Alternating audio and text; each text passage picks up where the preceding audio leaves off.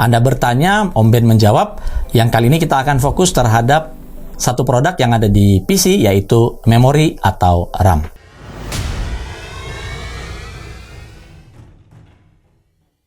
@ekaAji9203. Aku mau nanya Om, apa kelebihan dan kekurangan timing longgar dan timing ketat, dan biasa dipakai untuk software jenis apa saja? Saya asumsikan ini berkaitan dengan DDR4 antara timing ketat dan timing longgar. Sebenarnya ini juga terjadi sejak kehadiran DDR2. DDR2 ke DDR3 itu juga terlihat timingnya itu semakin longgar ya, tidak semakin ketat. Karena memang seperti itulah teknologi ini berkembang. Karena namanya double data rate. Oke, kalau kita menyangkut DDR4, kalau ditanya software apa yang pengaruh dengan timing ketat dan timing longgar, umumnya yang digunakan adalah pada game. Tetapi perlu digarisbawahi, tidak semua game akan berdampak pada proses ini. Kalaupun berdampak, kadang-kadang hasilnya cuma sedikit sekali atau sangat tidak signifikan. Kalau kita ingin penjelasan mengapa ada timing longgar dan ada timing ketat, karena manufakturnya sendiri. Jadi karakteristik dari IC tersebut bisa ketat untuk beberapa primary timingnya, yang pada intinya sebenarnya bukan hanya soal primary timing yang 4 macam itu. Sebenarnya masih ada lagi secondary timing ataupun tertiary timing yang masih bisa menambahkan kecepatan yang lebih baik ya.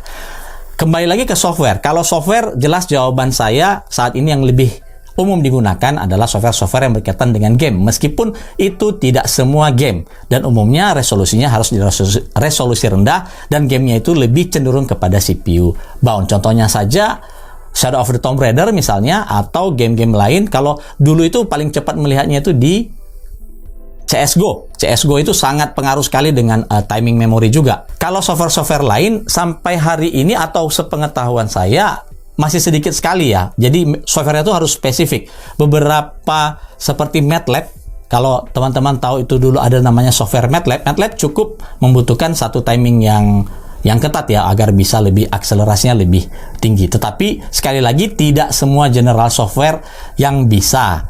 Kecenderungan yang terjadi adalah pemahaman tentang timing ketat adalah memori yang mahal, sedangkan timing yang longgar adalah memori yang lebih longgar dari sisi timingnya.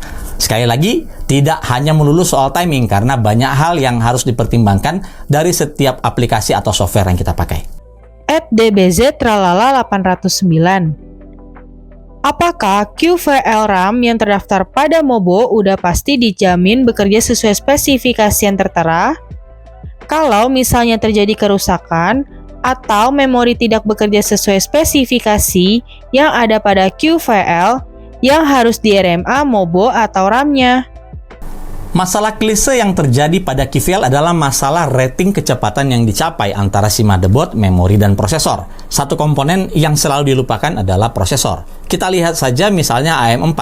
Kecepatan memori di satu motherboard itu bisa berbeda-beda yang di rating XMP-nya tergantung dari generasi prosesor Ryzen AM4 yang dipakai. Ryzen itu berbeda dengan generasi yang lain, ya, atau Renoir berbeda dengan generasi yang sebelumnya, APU berbeda dengan non-APU ya, itu yang umum. Makanya kita lihat QVL list di beberapa vendor motherboard itu mencantumkan jenis prosesor. Jadi kalau misalnya pakai prosesor generasi ini, dia bisa mencapai XMP sekian. Nah, ada satu hal yang menarik di mana vendor motherboard selalu meng-highlight soal kemampuan R&D mereka untuk mencapai satu kecepatan XMP yang tinggi.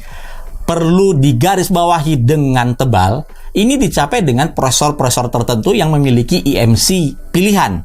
EMC ini bisa saja ada dari 100 prosesor, hanya satu EMC yang bisa berjalan di frekuensi super tinggi. Dan ini kebetulan mereka tes dan mendapatkan hasil fantastis, lalu dicantumkan sebagai QVL.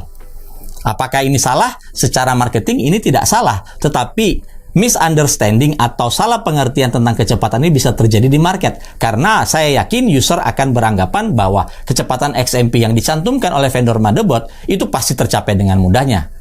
Nah, kita lihat seperti di Intel. Intel dengan XMP fantastis itu hanya bisa terjadi di prosesor K dan KF, atau di Intel dikenal dengan VCC sistem agent atau VSA ya, voltase untuk sistem agent itu nggak di limit. Tapi kalau kita pakai non-K, non-KF itu di limit pastinya. Dan ini membuat kita tidak bisa mencapai kecepatan XMP yang dirating oleh si motherboard atau si memori.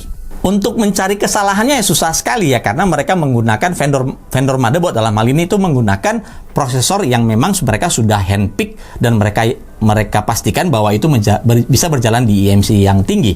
Dengan alasan itu saya bisa mengatakan agar teman-teman itu memilih range speed memory itu yang masih umum. Maksudnya itu begini, ada satu motherboard yang bisa misalnya mencapai DDR5 8400. Itu tidak semua, ya, sekali lagi tidak semua prosesor mampu berjalan di DDR5 8400 EMC-nya. Ya. Kalau secara general saya katakan saat ini Alder Lake misalnya, Alder Lake itu limitasi ada di 7200, 7400. Kalau yang Raptor Lake atau Gen 13 ada yang bisa tembus 8000. Kalau Gen 14 atau Raptor Lake Refresh itu di rating sekarang bisa 8200 hingga 8400. Jadi perhatikan antara memori, motherboard, dan juga prosesor yang teman-teman pakai. Beton Brother mau tanya Om, semisal nanti rilis Ryzen 7000G series desktop yang pakai iZPU lebih bertenaga daripada Ryzen 7000 desktop lainnya. Nah, untuk memaksimalkan performa iZPU tersebut, sebaiknya kita lebih memprioritaskan yang mana antara frekuensi memori yang lebih tinggi atau timing memori yang lebih ketat. Ini berasumsi saya akan rakit PC, tapi belum ada dana tambahan untuk beli GPU yang memadai untuk gaming atau GTX 1650. Informasi yang kami dapat namanya nanti bukan Ryzen 7000G, tapi Ryzen 8000G. Harusnya bulan ini sudah bisa hadir di Indonesia dan kemungkinan besar kami akan bisa menghadirkan reviewnya untuk teman-teman.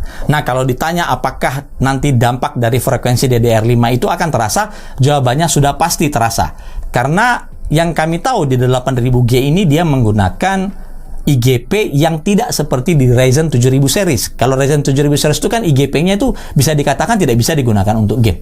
Sedangkan di Ryzen 8000G itu sudah bisa atau diklaim bisa menggunakan light gaming ya. Dan light gaming di IGP itu sangat pengaruh pada kecepatan atau speed memory yang kita pakai.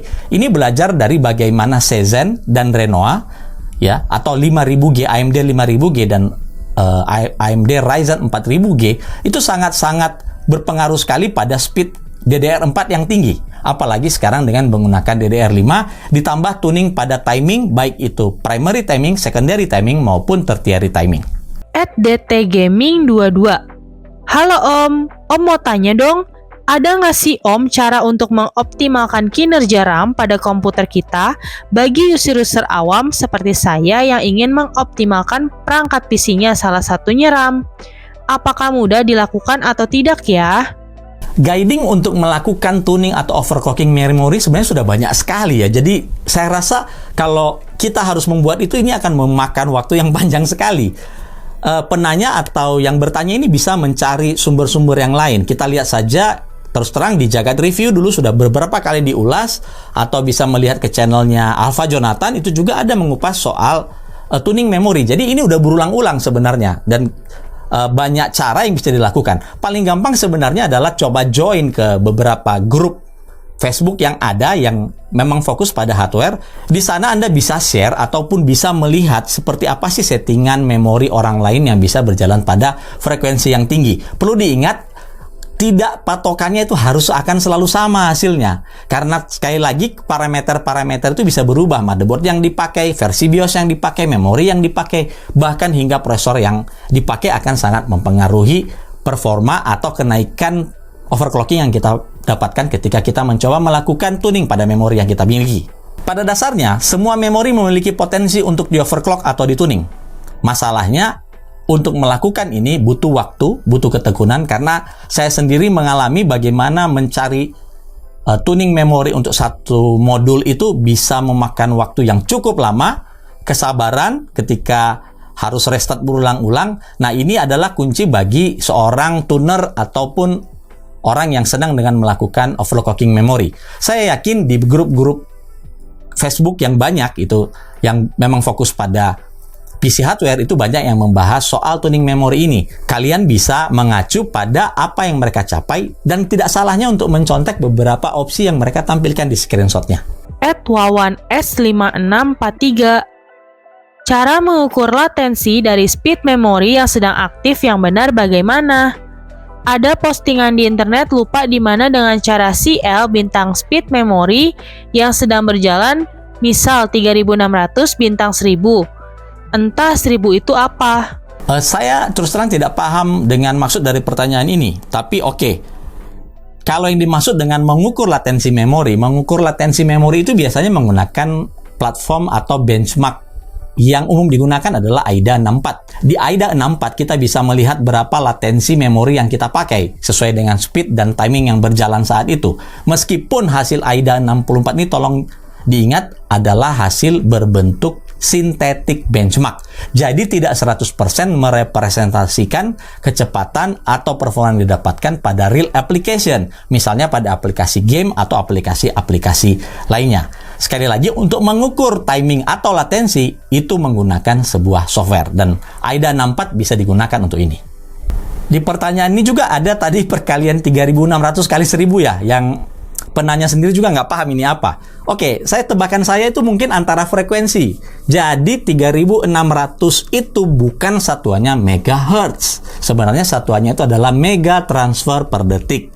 Kalau kita buka CPU Z, kalau 3600 itu 1800 MHz, setengahnya. Kenapa setengahnya? Karena ini DDR, double data rate. Performanya dihitung 2 kali lipat dari frekuensi yang seharusnya. Ini juga penting untuk dipahami teman-teman ya. Memori itu tidak berjalan atau sebenarnya satuannya bukan dalam megahertz. Ratingnya adalah mega transfer per detik. Ini agar tidak terjadi kesalahan ketika misalnya membuka CPU Z, kok jalannya nggak 3600 MHz ya? Sedangkan yang saya beli 3600 MHz. Karena sebenarnya itu satuannya bukan megahertz, tapi mega transfer per detik. Kalau dikonversi dalam megahertz, maka angka tersebut 3600-nya dibagi dengan 2. Adi Wijianto 5287. Pak Ben, untuk RAM DDR5, apakah timing ketat sebetulnya sudah tidak terlalu penting? Melihat produsen justru berlomba menaikkan frekuensi ketimbang memperketat timing seperti DDR4 dulu yang berlomba memperketat timing hingga yang ada timingnya 12/14 tapi frekuensi mentok di 3200/3600. Pertanyaan soal DDR5 ini pernah kami bahas di video yang kami cantumkan linknya di deskripsi. Di situ kami sudah curhat tentang bagaimana itu DDR5. Kenapa timing yang tidak ketat? Simple, karena teknologinya adalah double atau meningkatkan performa melalui frekuensi, melalui bandwidth, bukan melalui timing. Saya sudah pernah membuat satu analogi sederhana di video yang pernah kami bahas. Jadi, bagi yang bertanya, ini silakan mengacu pada video kami sebelumnya. Bayu Darmawan 4133. Untuk Ryzen 5000 series, mana yang lebih diutamakan untuk mendapatkan FPS tinggi, speed MHz tinggi, atau CL yang rendah? Ini ada pertanyaan soal FPS dengan mengandalkan frekuensi, memori, dan timing.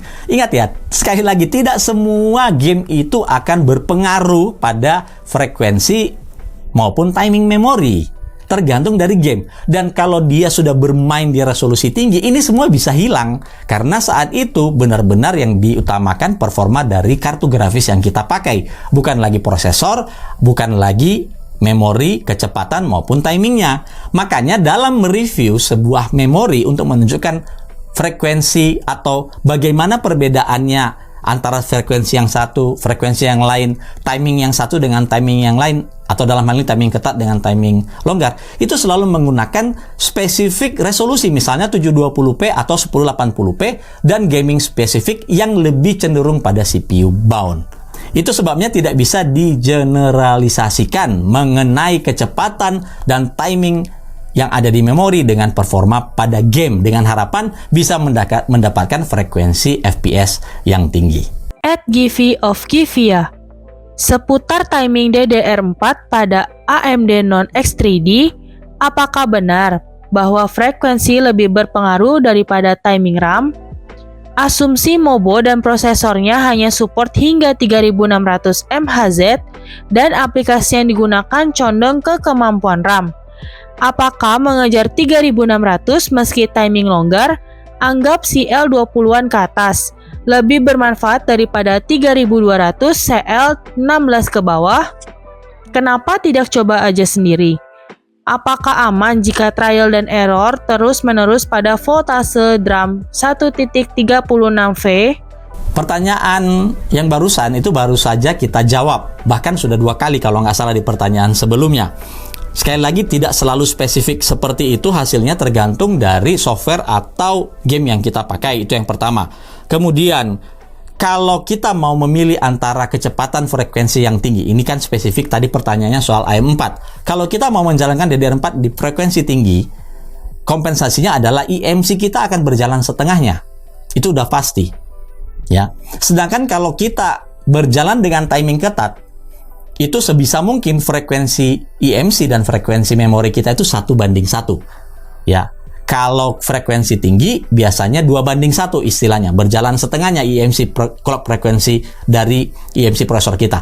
Ini ada penalti masing-masing. Misalnya kalau memori yang dipakai itu memiliki kemampuan frekuensi tinggi. Misalnya saja kalau di DDR4 itu memori dengan chip Hynix. Ya, chip Hynix itu memiliki kemampuan frekuensi yang tinggi, tetapi kompensasinya adalah timingnya lebih longgar dan pastinya itu berjalan setengah frekuensi yang terjadi pada IMC. Sedangkan kalau misalnya DDR4 yang dipakai itu berbasis dari bidai yang bisa dibuat ketat, maka yang paling ideal dilakukan adalah menjalankannya 1:1 dengan frekuensi IMC prosesor yang kita pakai. Tegangan DDR4 di 1,36 ya normal sekali, karena bahkan pada posisi XMP banyak memori yang berjalan di XMP 1,4 atau bahkan 1,45 volt. Jadi tidak usah terlalu khawatir dengan tegangan 1,36, itu sangat normal.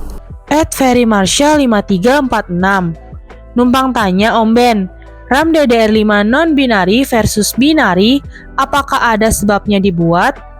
Apa pro dan cons-nya kalau ada selain dari kapasitas? Sebabnya binary dan non-binary dibuat simpel saja, karena dianggap kebutuhan kapasitas RAM sekarang itu sudah lebih tinggi. Dan dengan non-binary, kita masih bisa mendapatkan kecepatan memori yang cukup tinggi. Ini dulu yang tidak dimiliki di DDR4. Kalau kita menggunakan DDR4 dengan kapasitas besar, density-nya besar, penaltinya adalah di timing memori serta kecepatan atau speed-nya. Di DDR5 ini kita bisa membuat kapasitas itu lebih besar lagi, density lebih besar lagi, sehingga satu modul itu bisa kapasitasnya lebih besar, tetapi tetap mempertahankan kecepatan dan timing yang mirip dengan memori binary. Jadi jelas alasannya itu cuma semata-mata karena kebutuhan kapasitas memori yang dianggap oleh vendor memori sekarang sudah mulai harus meningkat kapasitasnya, dan tentunya meningkat kapasitas ini dibarengi dengan kemampuan memori berjalan pada frekuensi yang lebih tinggi. @AndyEva4031 izin tanya Om Ben, posisi PC sekarang pakai AMD Ryzen 3300X, MOBO MSI B550 Tomahawk, RAM Tim Excalibur 2x8GB 3600 MHz, CL18 chipset Samsung. Saya coba naikin RAM ke FREC 3800 MHz, sistem tidak bisa booting. Apakah itu karena faktor memori controller Ryzen 3300X yang nggak bisa handle, atau karena faktor RAM-nya? Apakah kalau semisal ganti Pro CA ke Ryzen 5700X, ada peluang bisa jalan di FREC 3800 MHz, atau coba ganti RAM? Tidak boot di DDR4 3800 ini bisa jadi karena ketika melakukan setting ke DDR4 3800, IMC-nya itu masih berjalan 1:1. Itu yang bisa jadi membuat sistem menolak untuk boot. Coba pastikan merubah divider IMC itu berjalan 2:1, jadi setengah dari kecepatan memori. Dan lihat apakah itu boot. Harusnya dari DDR4 3600 ke DDR4 3800 itu harusnya umumnya bisa berjalan. Hanya beberapa motherboard ada yang menerapkan berbeda. Dia tidak mengizinkan IMC itu 1:1 di atas 3600, ya, atau dia tetap berjalan memaksa di 1:1 ketika berjalan di DDR4 3800 yang seharusnya di beberapa motherboard lain itu otomatis akan melakukan setting eMMC berjalan setengahnya. Jadi ini sangat tergantung sekali dari BIOS motherboard yang digunakan. Jadi coba tadi itu untuk melakukan manual eMMC berjalan setengah dari kecepatan memori. @Squidward 10 Poles XD 2654. Izin bertanya Om Ben, jika motherboard support untuk konfigurasi RAM quad channel, namun CPU-nya kurang support, lalu problem apa yang terjadi jika dipaksakan? CPU kurang support dengan quad channel, ini istilah yang agak membingungkan. Kurang support itu apa gitu loh. Jangan-jangan ini beranggapan lagi kalau motherboard dengan 4 slot DIMM itu pasti berjalan di quad channel. Jawabannya tidak, ini udah berulang-ulang. Dual channel atau quad channel itu tergantung dari jenis prosesor yang dipakai, motherboard yang dipakai. Ya kalau dia ada 4 slot hanya bisa dual channel, ya karena semata-mata karena prosesornya hanya bisa berjalan di dual channel saja. Bukan berarti kalau 4 slot itu pasti jalan quad channel. Perhatikan lagi spesifikasi chipset dan spesifikasi motherboard yang ada di web. Nah, kalau dibilang tadi ada istilahnya kurang support, jadi ingat dulu ada prosesor LGA 2066 ini di Intel yang namanya Kaby Lake X. Ini prosesor yang saya bisa katakan dalam tanda kutip itu bencong ya, banci. Kenapa banci? Karena motherboard yang didukung atau LGA 2066 itu sejatinya mendukung quad channel. Tetapi Kaby Lake ini hanya mendukung dual channel memori.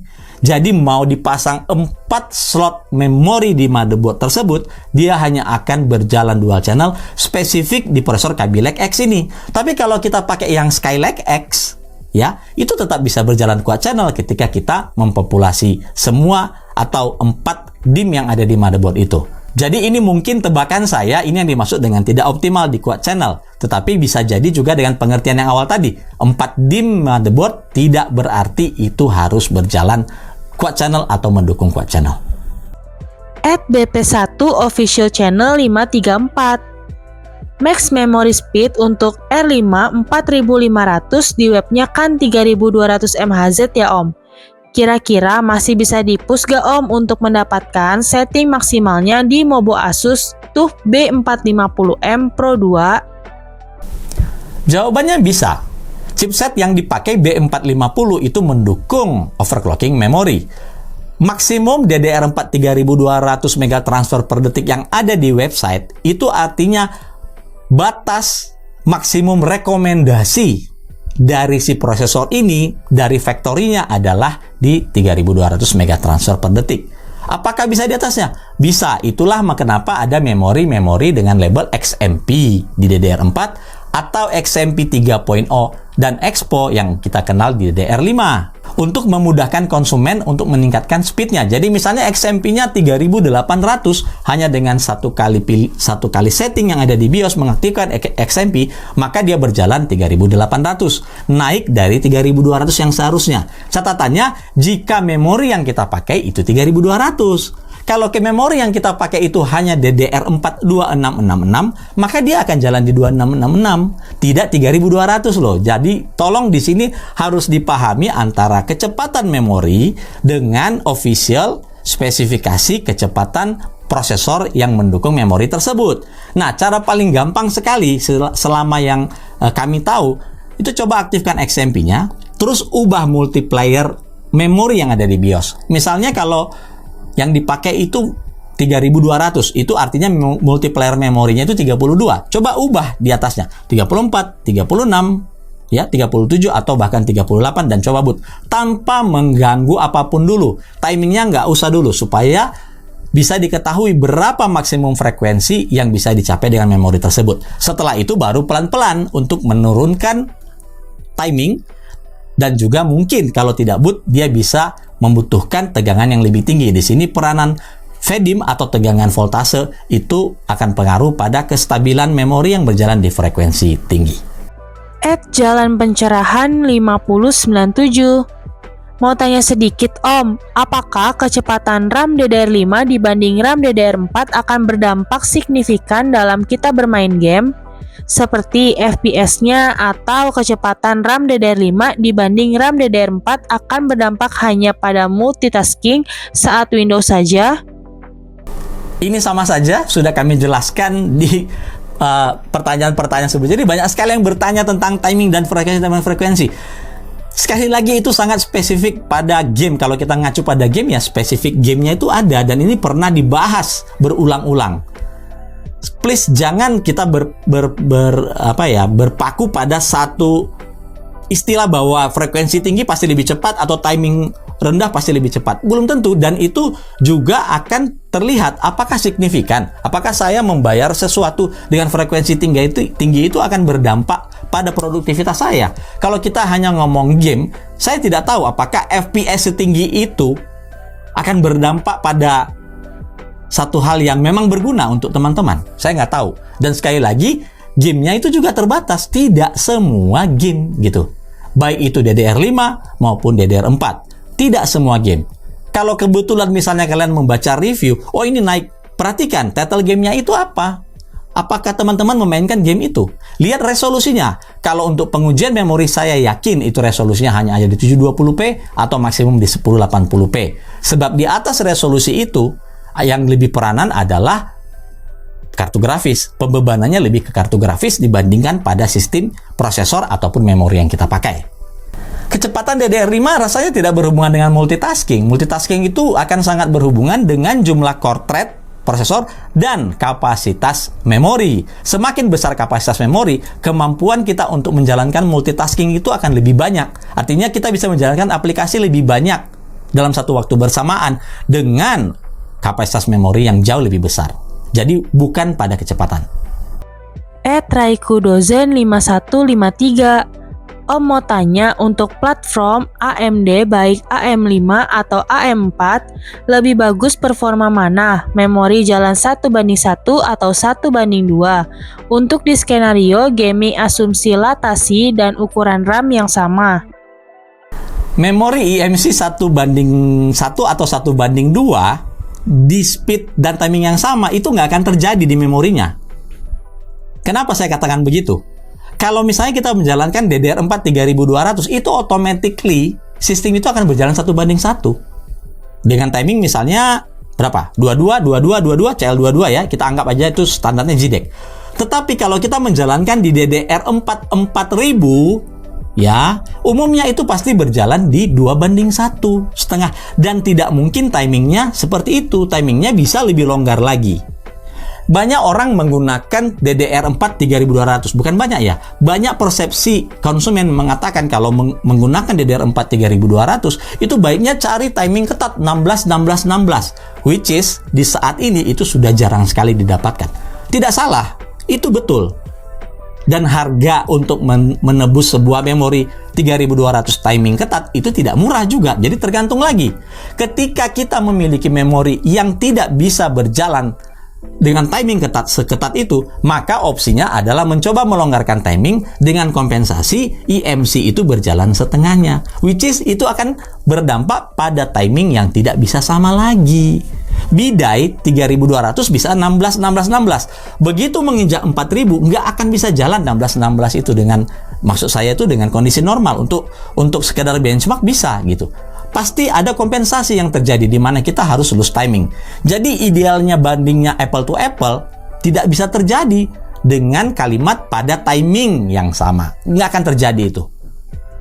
Kalau mau optimal, lihat memorinya. Memorinya apakah bisa berjalan ketat? Kalau ketat, usahakan 1:1. Kalau dia bisa jalan loose 1:2, tapi harus kompensasi frekuensinya dengan frekuensi DDR4 yang lebih tinggi. Misalnya kalau pakai Cezanne ya, itu di angka 4, di atas 4000 itu pasti mudah sekali. 4400, 4600 itu pasti mudah sekali. Asal memorinya mampu berjalan di kecepatan yang tinggi. Dan timingnya pasti longgar, tidak bisa seketat saat kita punya memori 3200 CL16. Sebagai pembanding yang paling ideal yang pernah saya lakukan, itu 3600 equal dengan 4800. Ya, 3600 CL16 itu bisa equal dengan DDR4 4800 di CL20 ya, atau 19. Itu equal, kurang lebih sama. Tinggal melihat lagi apakah memori yang dipakai lebih menyukai timing ketat atau frekuensi yang tinggi. Serta tentunya kemampuan motherboard, dia bisa menjalankan tidak frekuensi yang tinggi tersebut. @kill334 Bang mau tanya, memori DDR5 berkecepatan 4500 per 5000 dan dibandingkan memori berkecepatan 7000, kenapa peningkatannya nggak begitu signifikan padahal selisih kecepatan 2000 per 20% plus meski sudah di overclocking? Jawabannya karena pengujian yang dilakukan itu tidak intens terhadap frekuensi yang tinggi. Jadi betul, kadang-kadang kita melihat peningkatannya tidak signifikan, padahal secara kasat mata itu kenaikan frekuensinya 2 digit, misalnya dari 10% hingga 20% secara angka. Tapi performa yang kita dapatkan 1 digit, misalnya cuma 5%, 7%, atau bahkan hampir tidak kelihatan performanya. Itu karena memang limitasi dari si softwarenya atau aplikasi yang kita jalankan, itu dia tidak membutuhkan bandwidth segede itu. Misalnya kita mainkan game, saya kembali lagi deh, ini banyak sekali perulangan jadinya. Game yang kita mainkan, game yang sama kita mainkan di resolusi 2K dengan resolusi Full HD atau 1080p, itu hasil FPS-nya bisa berbeda ketika kita menggunakan memori yang sama. Di kenaikan yang terjadi di 2K mungkin hampir tidak ada. Ya, tetapi kalau kita menggunakannya di game yang intens terhadap CPU dan timing, misalnya saja paling gampang yang sering saya gunakan tuh Shadow of the Tomb Raider sebenarnya. Itu paling gampang, game yang paling mudah saya gunakan untuk menilai. Tapi kalau untuk mau mengukur kecepatan memori, itu jalankan di resolusi rendah, misalnya 720 atau 1080p, agar bebannya itu lebih ke prosesor dan memori dibandingkan ke kartu grafis. @auliari792 Kenapa ya Om, terkadang pas mau nyalain PC nggak bisa booting dan di Mobo nyala indikator RAM-nya.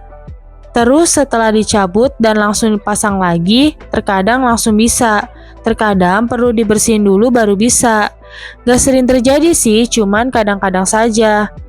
Apakah kemungkinan ada kerusakan pada slot RAM Mobo maupun IMC prosesor atau debu atau kotor di RAM seberpengaruh itu? Indikator menyala terus, ini terkadang-kadang, ini banyak sekali penyebabnya. Bisa karena soket, bisa karena pin prosesor, bisa karena jalur PCB di motherboard yang terhubung ke slot memori, bisa karena slotnya sendiri, bisa karena memorinya sendiri. Jadi banyak sekali penyebabnya. Saran saya itu cuma, ya coba dibuang kemungkinan lainnya, misalnya dengan membawa atau mencoba memori tersebut di motherboard lain yang sudah dipastikan slotnya normal. Jika dia tidak keram, jika tidak terjadi kelakuan yang sama atau behavior yang sama, ya berarti bukan memori. Jadi susah sekali untuk menebak yang mana karena kondisinya bisa 1001 macam masalah yang terjadi dengan kondisi yang seperti ini. Bahkan kondisi pin prosesor yang lurus pun bisa jadi bermasalah karena bisa jadi soketnya sudah sedikit bergeser, ya, atau saat menguncinya kurang tepat sehingga menyebabkan bagian pin yang terhubung dengan IMC yang berkomunikasi dengan memori itu menjadi terkadang-kadang error. Bahkan paling aneh lagi pernah terjadian PCB-nya itu karena terlalu berat, ya, HSF yang dipasang di atasnya terlalu berat membuat PCB-nya itu sedikit bending, ya, sedikit bending, dan ketika dipasangi memori dia tidak boot. Tapi ketika dilepas dari casing, ditaruh di flat surface, sebuah permukaan yang rata, ya, yang sehingga tidak ada bending yang terjadi, justru dia bisa menyala dengan normal. Sekali lagi, coba dieliminasi masing-masing komponen yang kira-kira membawa masalah. Mang Tetra, izin bertanya, jika saya menggunakan RAM DDR5 5664GB 32x2 dan ingin melakukan upgrade menjadi 128GB dengan spek dan merek RAM yang sama, apakah kecepatan RAM 5600 MHz tersebut dapat dicapai dan RAM-nya dapat berjalan dengan baik? Jawabannya dengan density, ya, dan kapasitas besar, speed bisa akan turun drastis. Ini ada di setiap spesifikasi motherboard. Jadi tolong dilihat lagi. Di bagian supportnya itu biasa mereka mencantumkan jika semua memori di populasi atau menggunakan high density RAM atau high capacity RAM, itu bisa menyebabkan speed memori akan turun. Misalnya tadi pakai 5600 ya. Kalau dia AMD itu bisa saja bootnya cuma di 3600 ya. Dan kalau di Intel itu bisa cuma boot di 4400 atau 4000 atau kadang-kadang di 4600. Jadi dengan mempopulasi semua DIMM, terutama dengan high capacity, tidak berarti bahwa frekuensi memorinya itu bisa berjalan sama ketika kita menggunakan dua keping. Saya pernah jelaskan ini di konten kami soal DDR5. Ada di deskripsi, silahkan disimak di sana. @umis_s6762. Untuk saat ini tidak ada perbedaan signifikan atau frame rate antara DDR4 dengan DDR5 pada skenario gaming. Jadi DDR5 ini dimanfaatkan untuk skenario seperti apa? Lagi-lagi soal kecepatan dengan skenario gaming. Ini sudah dijawab sebelumnya ya. Intinya tergantung dari gaming dan resolusi yang dipakai. Untuk mau menguji kemampuan DDR ya gunakan gaming yang CPU bound dengan resolusi yang rendah 720p atau 1080p. Muhammad Nur Iksan 19. Ryzen 5 6600H menurut web AMD memiliki max memory speed DDR5 sampai 4800 atau LPDDR5 sampai 6400. Mengapa speed bisa beda jauh antara DDR5 dengan LPDDR5? LPDDR5 dengan DDR5 itu dua dunia yang berbeda. Tidak bisa disamakan ratingnya. Bukan berarti LPDDR5 6400 itu lebih kencang dari DDR5 4800. Karena LPDDR5 itu diciptakan untuk SoC platform atau sistem on chip. Ya, seperti di handphone, ya, beberapa laptop mengadopsinya. Tetapi tidak berarti angka 6400 itu lebih kencang daripada 4800. Ingat, tidak ada informasi mengenai timing yang dibutuhkan atau spesifikasi timing yang dibutuhkan oleh LPDDR5 loh. Coba dicek. Tapi DDR5 4800 itu ada timingnya. Sekali lagi, itu dua standar JEDEC yang tidak bisa di-compare. Jadi jangan hanya melihat dari satuannya. Oh, lebih tinggi ini lebih kencang. 6400 itu jauh lebih lemot daripada DDR5 4800 ya. Horsepower 97. Mau tanya Om, saya pakai Mobo MSI Pro B760M A-Wi-Fi DDR5, CPU i7 13700F, dan GPU RTX 4070 Ti. Awal build menggunakan RAM Fury DDR5 5200 MHz dan SSD M.2 NVMe Gen. Kemudian saya upgrade ke RAM ADATA XPG Caster DDR5 2x16GB 6000 MHz. Yang mau saya tanya di sini, kenapa saya benchmark di in-game Cyberpunk atau settingan grafik sama persis? Sebelum dan sesudah upgrade average FPS hanya naik 2 FPS. Apakah SSD dan RAM yang lebih kencang tidak begitu pengaruh ke game? Ini contoh paling gampang bagaimana pengguna mencoba mencari perbedaan dengan sistem yang baru di-upgrade misalnya dengan mungkin speed memory lebih tinggi. Terus menggunakan Cyberpunk 2077 internal benchmark. Internal benchmark yang ada di Cyberpunk itu lebih CPU bound. Ya, di dalam Cyberpunk ada beberapa scene yang memanfaatkan timing memory dan prosesor. Scene-nya itu biasanya kalau kita jalan di pasar tuh coba keliling dengan kredit yang banyak, jalankan di resolusi 1080p.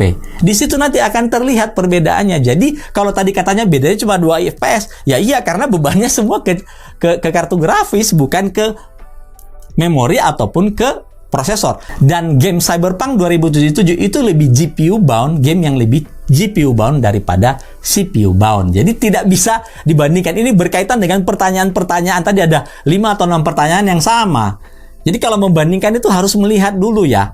Ini gamenya apa kalau kita mau ngomong game. Tapi kalau teman-teman mau coba misalnya Shadow of the Tomb Raider, ingat ya resolusinya tidak lebih dari 1080p. Kalau mau menguji performa dari memori yang dipakai. Kesimpulan saya dari pertanyaan-pertanyaan yang ada itu kurang lebih semua sama, mempermasalahkan mengapa atau apa yang lebih baik, timing atau speed. Ya, berulang-ulang pertanyaan itu. Lalu ada pengujian gamenya kok naiknya FPS-nya sedikit. Padahal tanpa ada referensi game tersebut tuh lebih CPU bound, tidak ada informasi resolusi berapa, karena resolusi di atas 1080p itu akan langsung otomatis pindah beban semuanya ke GPU atau ke kartu grafis, bukan lagi ke prosesor. Ingat ya, pembebanan ke prosesor itu akan sangat related dengan performa yang dimiliki oleh memori. Jadi kadang-kadang begitu banyak informasi, bertahun-tahun ada konten tentang bagaimana membandingkan memori berdasarkan timing dan speed, tapi ya ternyata sampai hari ini masih banyak yang belum merecall konten-konten tersebut, belum menyimak atau belum mengerti. Dan paling parahnya mungkin ada satu fenomena yang terjadi di mana rata-rata para calon pengguna PC yang mau merakit itu kesulitan mengambil kesimpulan dari data, dari informasi, dari konten yang didapatkan. Mungkin karena kita lebih gampang melihat sebuah instan konten ya, seperti di TikTok.